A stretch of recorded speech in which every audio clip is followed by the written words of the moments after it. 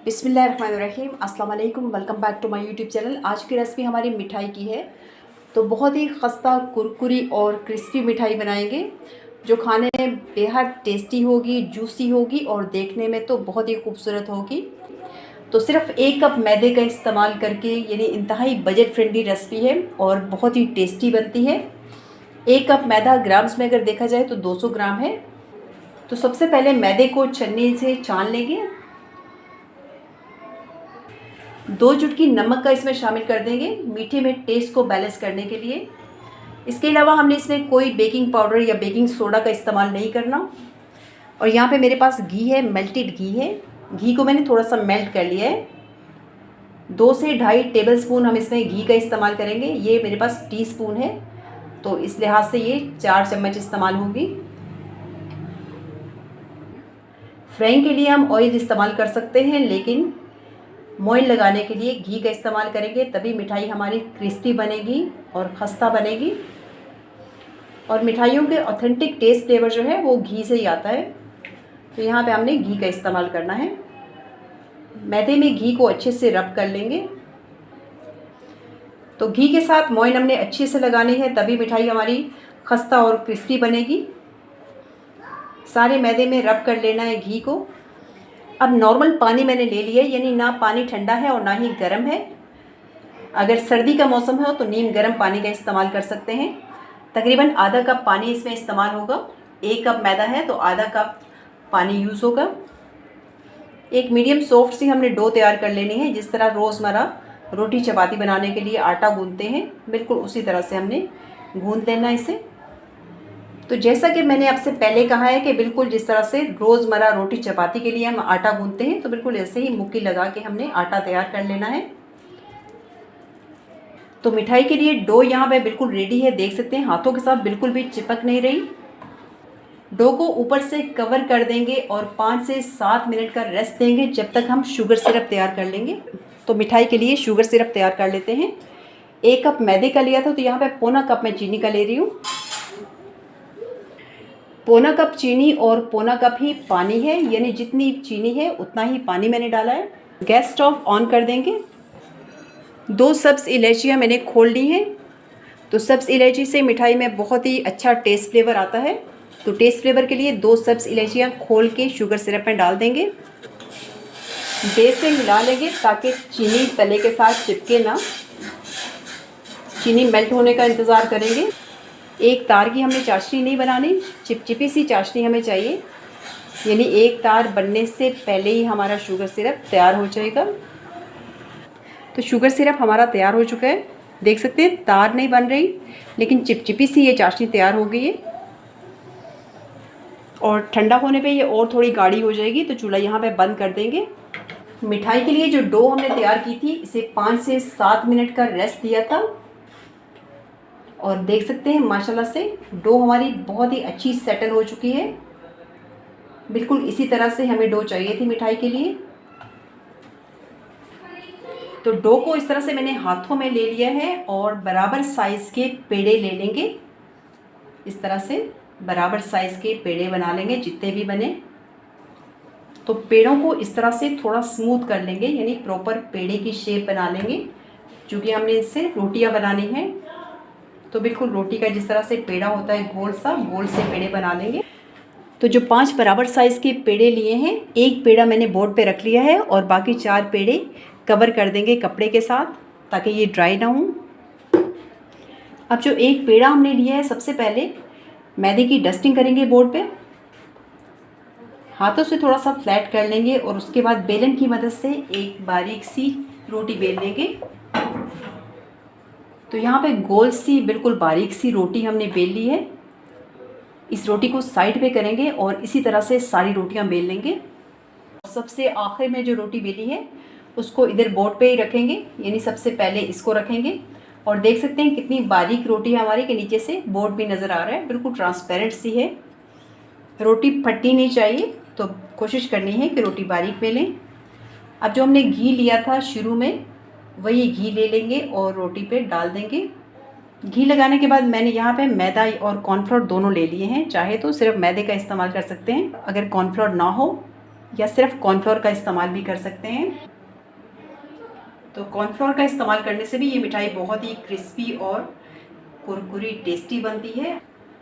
अब एक रोटी के ऊपर हमने दूसरी रोटी रख देनी है और कोशिश करनी है कि बराबर साइज़ हो। थोड़ा सा स्ट्रेच करके बिल्कुल बराबर कर देंगे। चम्मच की मदद से बस अच्छे से घी लगा लेंगे। यहाँ पे ब्रश का इस्तेमाल भी कर सकते हैं।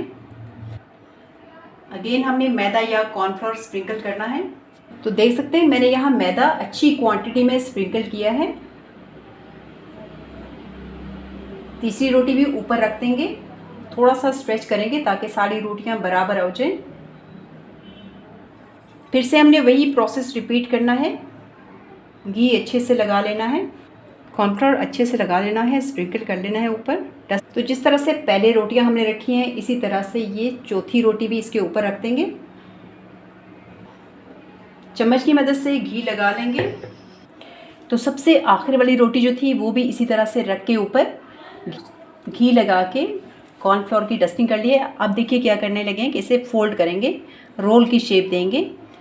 यहाँ से कोने से उठाएंगे, इस तरह से रखेंगे और कोशिश करनी है कि टाइटली हमने रोल बनाना है, बीच में स्पेस ना हो। इस तरह से देख सकते हैं, इस तरह से हमने टाइटली रोल बनाना है।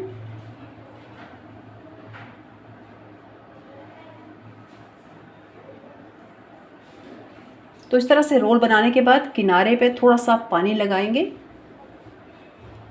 और ताकि ये चिपक जाए किनारे से। तो पूरे रोल को इस तरह से हम स्मूथ कर लेंगे और ये बिल्कुल स्टिक हो चुका है। इसका कोना भी था और बेहतरीन रोल बन गया है।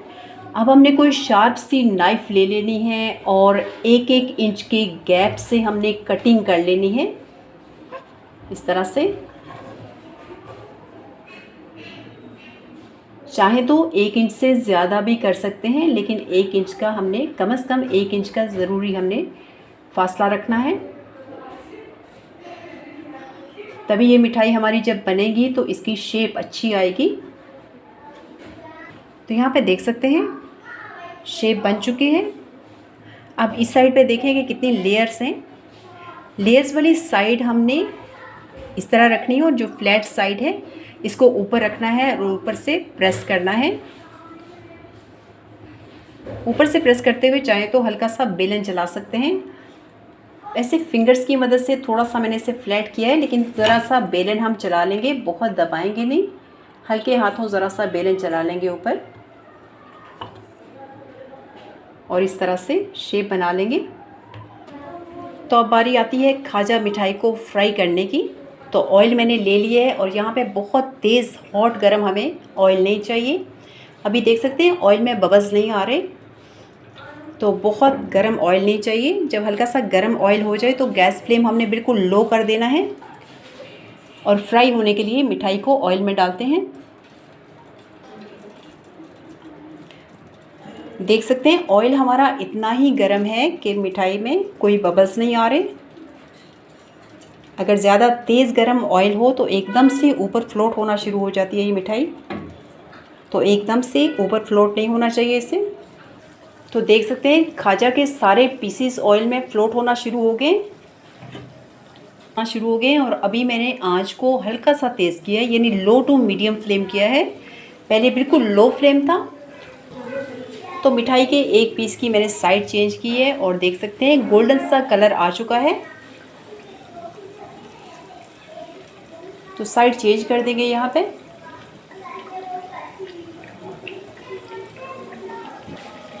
और दूसरी साइड से भी हमने इसी तरह से खूबसूरत सा गोल्डन कलर आने तक पकाना है। तो माशाल्लाह से खूबसूरत सा गोल्डन कलर आ चुका है और लेयर्स इसकी सारी देख सकते हैं किस तरह से खुल चुकी हैं।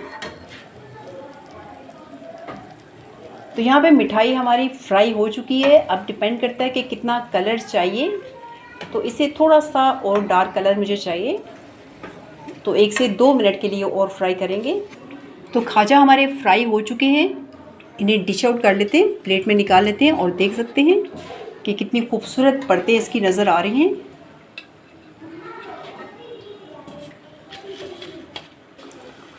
एकदम से देख सकते हैं फ्लोट होके खाजा हमारे ऊपर नहीं आए, बबल्स आ रहे हैं, लेकिन टेम्परेचर अभी भी ठीक है क्योंकि गैस फ्लेम मैंने बिल्कुल लो किया हुआ है। तो जब तक फ्लोट होके मिठाई हमारी ऑयल के ऊपर नहीं आएगी तब तक हमने इसे टच नहीं करना। तो देख सकते हैं 2 से 3 मिनट लगे हैं मिठाई को हमारे ऑयल के ऊपर फ्लोट होने में, यानी ऑयल का टेम्परेचर मेंटेन था, बहुत गर्म ऑयल नहीं था। और जब इस तरह से ऊपर फ्लोट होना शुरू हो जाए तब हम मिठाई को हिला सकते हैं चम्मच से और चेक भी कर सकते हैं कि कलर इस पर आया है या नहीं। तो अभी देख सकते हैं बिल्कुल लाइट सा कलर है। तो गोल्डन सा कलर आने तक हम इसकी साइड चेंज करेंगे। तो खाजा मिठाई हमारी ये भी फ्राई हो चुकी है, यानी दूसरा बैच भी हमारा तैयार हो चुका है, फ्राई हो चुका है। देख सकते हैं किस तरह से लेयर्स खुली हैं। तो इसे भी प्लेट में निकाल लेंगे।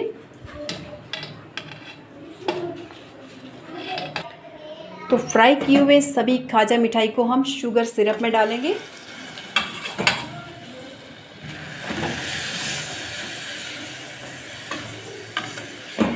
इस तरह से हिलाते हुए बस 1 से 2 मिनट में ही हमने इसे निकाल लेना है। बहुत ही जल्दी से ये शुगर सिरप को एब्जॉर्ब करते हैं।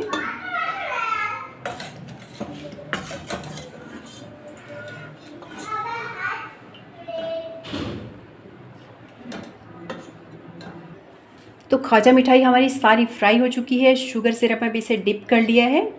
तो अब इसे सर्व करने के लिए सर्विंग प्लेट में रखते हैं।